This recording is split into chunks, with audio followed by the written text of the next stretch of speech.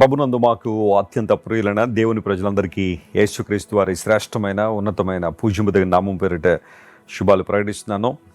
యెహోవా తమకు దేవుడు గాగల జనులు ధన్యులు అని బైబిల్ సెలవిస్తుంది. ధన్యత అనగా ఆనందం అనే మాట కూడా మనం చూస్తాం. అంటే ఎవరైతే దేవుణ్ణి తమ హృదయాలకు ఆహ్వానిస్తారో, ఆయన్ను ఆరాధిస్తారో, ఆయన్ను సన్నుతిస్తారో, ఆయన మార్గంలో నడుస్తారో, ఆయన అన్ని విషయాల్లో ముందు పెడతారో, వారు ప్రతి విషయంలో కూడా దేవుని ఆనందాన్ని అనుభవించగలుగుతారు. అంతకన్నా ఆధిక్యత ఏం కావాలి? ఈ రోజుల్లో మనుషులు ఏ పని చేసినా సంతోషం కోసమే కదా, ఆనందం కోసమే కదా. అయితే నిజమైన ఆనందం, నిజమైన సంతోషం కేవలం దేవుని దగ్గర మాత్రమే లభ్యం అవుతుంది. నీ సన్నిధిలో సంపూర్ణ సంతోషం కలదు అని కీర్తనకారుడు అన్నాడు అంటే మామూలుగా మాట మాట్లాడలేదు. దేవునిలో ఉన్న ఆనందాన్ని అనుభవించాడు కాబట్టే, పరిపూర్ణమైన సంతోషాన్ని అనుభవించాడు కాబట్టే ఆ మాట చెప్పగలిగాడు. ఈరోజు నీ జీవితంలో దేవుడు మేలు కలుగు చేయాలని, నిన్ను తన ఆనందంతో తన సంతోషంతో నింపాలని దేవుడు ఆశిస్తున్నాడు. దేవుని వాగ్దానాలు మనకి అలాంటి ధైర్యాన్ని ఇస్తాయి. వాగ్దానాలు పఠించడం ద్వారా ఆత్మలో మనందరం ధైర్యాన్ని పొందుకుంటాం, ప్రోత్సాహాన్ని పొందుకుంటాం. ప్రభువులో ఇంకా ఇంకా ముందుకు కొనసాగడానికి దేవుడు మనకు సహాయం చేస్తారు. ఈరోజు వాగ్దానం కోసం కనిపెడుతున్నారు కదా, పరిశుద్ధ గ్రంథం తెరిచి 75వ కీర్తన 3వ వచనాన్ని చదువుకుందాం. Psalm 75 and verse 3. భూమియు దాని నివాసులందరూ లయమగునప్పుడు నేనే దాని స్తంభములను నిలుపుదును. The earth and all the inhabitants thereof are dissolved, I bear up the pillars of it. ఎంత చక్కని వాగ్దానం ఇది. సమస్తము లయమగునప్పుడు, డిజాల్వ్ అయిపోయినప్పుడు నేను మరలా స్తంభములను నిలపగలను, లేదా స్తంభములు నిలబెట్టుదును. దేవుడు వాగ్దానం ఇది. 75వ కీర్తన ఆసాపు ద్వారా రాయబడిన కీర్తన. అల్తహషేత్ అనే రాగంలో రాయబడింది. అయితే ప్రారంభంలో మనం చూస్తే, ప్రభువా నీవు మాకు సమీపంగా ఉన్నావు కాబట్టి నీకు కృతజ్ఞతాస్తులు చెల్లిస్తున్నాను, నరులు నీ ఆశ్చర్యకార్యాలు వివరిస్తారని చెప్పాడు. అప్పుడు దేవుడు మాట్లాడుతున్నాడు, నేను యుక్త కాలము కొరకు కనిపెడుతున్నాను, నేను తీర్పు తీర్చువాడను. అంత మాత్రం కాకుండా భూమియు దాని నివాసులను లయమగునప్పుడు, లయమగుట్ట ఇంగ్లీష్లో డిజాల్వ్ అనే మాట, హిబ్రూలో మూగ్ అనే పదం వాడబడింది. దాని అర్థం ఏంటంటే మెల్ట్ అయిపోవడం, డిసప్పియర్ అయిపోవడం. మెల్టింగ్ అంటే ఆ మాట తెలుసు కదా, ఒక వస్తువు ఆకారం మొత్తం మారిపోదు మెల్ట్ అయిపోవడం అంటే. డిసప్పియర్ అనే మాట కూడా ఉంది, కనుమరుగైపోవడం. అలాంటి సిచ్యువేషన్లో నేను మరలా స్తంభాలు నిలబెట్టుకుంటూ వస్తాను. దేవుని యొక్క మంచితనం అదే. నీ జీవితంలో బహుశా ఇలాంటి సిచ్యువేషన్లోనే ఉన్నావేమో. భూమి దాని నివాసులు లయమగునప్పుడు, ఒకవేళ ఈ మాటను మనం ఎస్కటాలజీలోకి తీసుకొస్తే దీనికి సంబంధించిన అర్థం వేరుగా ఉంది. కానీ అయితే మానవ జీవితంలోకి, నిత్య జీవితంలోకి దీన్ని ఆపాదించుకెళ్తే కొన్నిసార్లు ఇక శాశ్వతం ఉంటాయి, ఈ మనుషులందరూ నాతో పాటు ఎప్పుడూ ఉంటారు, నాతో పాటు ఎప్పుడూ ఉండగలుగుతారు, ఇదే శాశ్వతం, ఇది నేను పరిపూర్ణంగా నమ్ముతున్నాను, ఇది ఎప్పుడు నాతో ఉంటుంది అని అనుకున్నవట కొన్ని సందర్భాల్లో డిసప్పియర్ అయిపోతాయి, డిజాల్వ్ అయిపోతూ ఉంటాయి, దూరం అయిపోతున్నాయి, కనుమరుగైపోతూ ఉంటాయి. చూడండి, కొంతమంది వ్యక్తులు నీకు ఏదైనా కష్టం వస్తే నేనున్నాను నాకు ఫోన్ చేయ అంటాడు. తీరా కష్టం వస్తే అందరూ దొరుకుతారు కానీ వాళ్ళు దొరకరు. ఫోన్ చేస్తే స్విచ్ ఆఫ్, ఇంటికి వెళ్తే తాళం పెట్టి ఉంటుంది, అందరూ దొరుకుతారని వాళ్ళు దొరకరు. లైవ్ అయిపోతున్న పరిస్థితుల్లో నీకు వాగ్దానం చేసిన వాళ్ళు చాలామంది కనుమరుగైపోయారేమో. నీకేదైనా మేలు చేస్తామని, నీకేదైనా కీడు వస్తే మేము ఉన్నాం, మేము నిలబడతాం, నీ పక్షంగా ఉంటాం అన్న వాళ్ళు ఇప్పుడు వాళ్ళు ఎవరు కనబట్టలేదేమో. ఎన్ని కుటుంబాల్లో ఇలాంటి పరిస్థితులు ఉన్నాయి తెలుసా? వాళ్ళు దేని మీద అయితే నిరీక్షణ పెట్టుకుంటున్నారో, దేని మీద అయితే నమ్మకం పెట్టుకుంటున్నారో, వేటి మీద అయితే మరింత ఆశ పెట్టుకుంటున్నారో అవే కనుమరుగైపోతున్న పరిస్థితుల్లో చాలామంది ఉంటే, ఎగ్జాక్ట్గా అలాంటి స్థితిలో నీవు ఉన్నావా?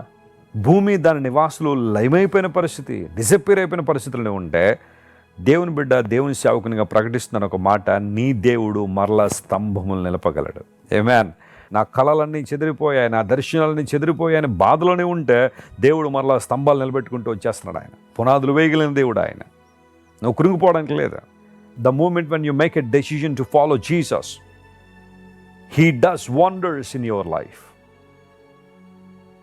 నిర్ణయం తీసుకున్న క్షణమే ప్రభువుని వెంబడించడానికి, ఆయన అంగీకరించి నీ హృదయంలోనికి యేసు ప్రభువుని చేర్చుకోవాలనే నిర్ణయం నువ్వు తీసుకున్న క్షణమే నీ జీవితంలో గొప్ప కార్యాలు జరుగుతాయి. చెదిరిపోయిన వాటిని మరలా ప్రభు కట్టడం ప్రారంభిస్తాడు. పాడైన ప్రాకారాలు తిరిగి కట్టగలిగిన దేవుడు ఆయన. పడిపోయిన గుడారాన్ని తిరిగి లేవనెత్తగలిగిన వాడు.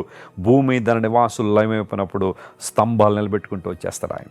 కృంగిపోతున్నావా? అంతా అయిపోయిందని వెస్లీ గారు, డిజాస్టర్ అండి నా జీవితం, నా బ్రతుకంతా భయంకరమైన పరిస్థితిలో ఉందండి, ఇంకెవ్వరూ నన్ను నిలబెట్టలేరండి, ఎవ్వరూ నన్ను తిరిగి కట్టలేరండి, ఎవ్వరూ నన్ను మరలా యథాస్థితికి తీసుకురాలేరండి అని నువ్వు అనుకుంటున్నావా? దేవుడు నీతోనే మాట్లాడుతున్నాడు. ఆయన స్తంభములు నిలపగలిగిన దేవుడు ఆయన, శూన్యముల నుంచి సమస్తాన్ని కలుగు చేయగలిగిన దేవుడు ఆయన. ఆదిలో ఏముందని? దేవుడు శూన్యములోంచి సమస్తాన్ని కలుగు చేశాడు. God created something out of nothing. ఏమీ లేనప్పుడు ఆ శూన్యములోంచి దేవుడు సమస్తాన్ని కలుగు చేయగలిగిన సర్వేశ్వరుడు, మహోన్నతుడు ఆయన. ఆయన వైపు చూస్తావా? కృంగిపోతున్నావా? దేవుని వాగ్దానాలు ఎన్నో మనకున్నాయి. పర్వతములు తొలగిపోయినా, మెట్టలు తత్తరిల్లినా నా కృప నిన్ను విడిచిపోదన్నాడు. అందరూ నిన్ను విడిచిపోవచ్చేమో, కానీ దేవుడు నిన్ను విడిచిపోలేదు. తమ్ముడా వినో, చెల్లమ్మా వినో, దేవుడు నీతోనే మాట్లాడుతున్నాడు. ఏడుస్తున్నావా ఈరోజు? అందరూ వదిలిపెట్టేశారండి వెస్లీ గారు. తల్లి తండ్రి పట్టించుకోవట్లేదండి, బంధువులు అందరూ వదిలేశారండి అని.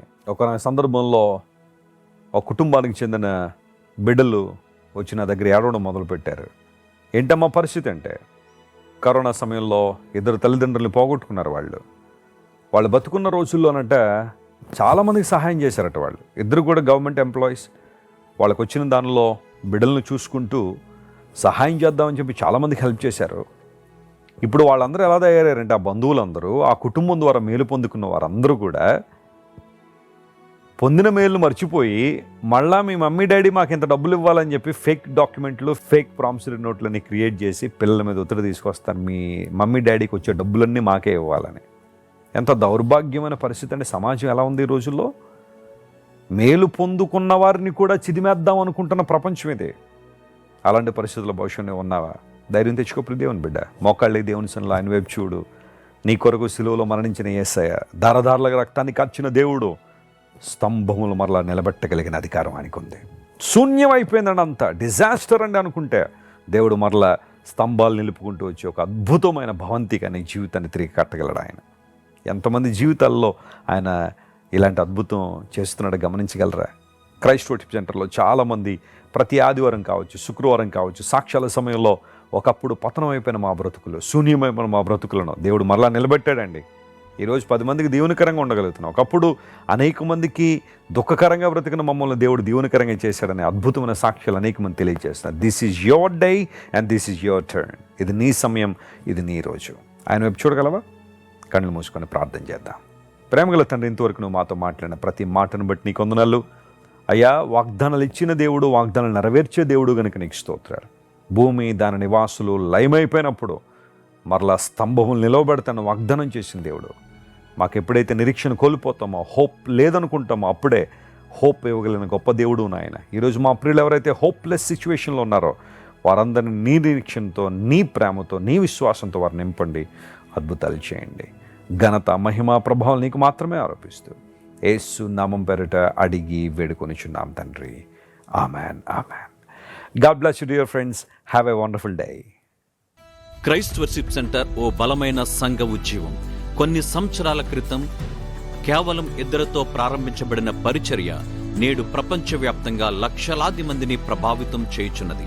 రాజమండ్రి, సికింద్రాబాద్, బెంగళూరు, చెన్నై, నెల్లూరు, దుబాయ్, బెహ్రైన్, కరీంనగర్, విశాఖపట్నం, గద్వాల్, కొవ్వూరు, మలకపల్లి, శ్రీలంక, భూటాన్, అడ్డతీగల, పాలమూరు, ఒంగోలు, బళ్ళారి, కోరుకొండ, పోతవరం, నల్లజర్ల, వెంకటరామయ్యగూడెం, మచిలీపట్నం, ఇందిరానగర్లతో పాటు అనేక గ్రామాల్లో క్రైస్ట్ వర్షిప్ సెంటర్ ఆరాధనలు జరుగుచున్నవి. వాక్య సంబంధమైన ఉద్యమంలో, పరిశుద్ధాత్మ సంరక్షణలో కొనసాగాలనుకునే ప్రతి ఒక్కరికి మా ప్రేమపూర్వక ఆహ్వానాన్ని అందిస్తున్నాము. రండి, ఆత్మతో సత్యముతో ప్రభువైన యేసు క్రీస్తును ఆరాధిద్దాం. మీరు ఇంతవరకు విన్న దైవ సందేశం మరియు దేవుని సేవకులు చేసిన ప్రార్థన మీకు ఆశీర్వాదకరముగా ఉన్నదని విశ్వసించుచున్నాము. ఈ సందేశాన్ని మీ స్నేహితులకు, బంధువులకు షేర్ చేయండి.